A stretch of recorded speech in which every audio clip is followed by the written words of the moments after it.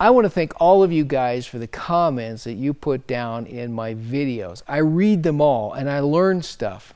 And I appreciate all the nice comments that I get. I really try hard to do this. You know, I do all the shooting, I do all the writing, I do all the restoration work, I do all the editing, and I do everything. So you got one guy to complain at if you don't like it. It's me.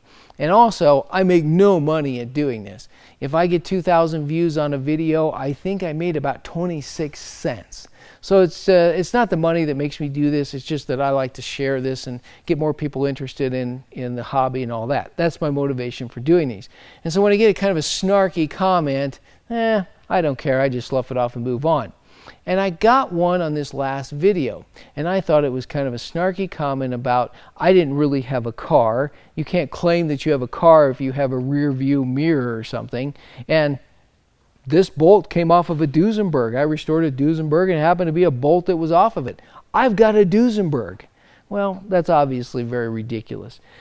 But it begs the question of how much of a car do you need to have before you claim that you have a car?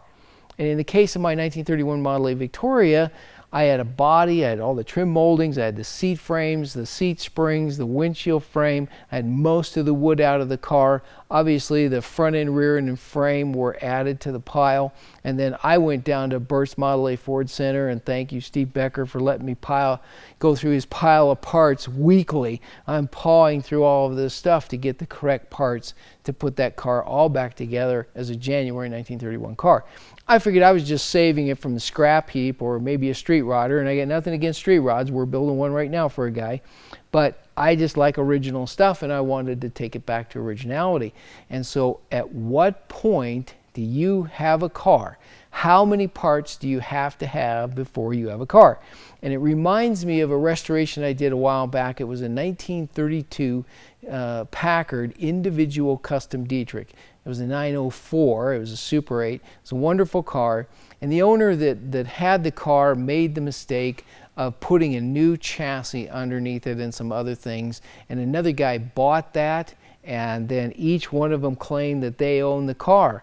And I knew both of the guys are both good guys, but you know, when you got a car that's worth hundreds of thousands of dollars, everybody gets lawyered up real fast.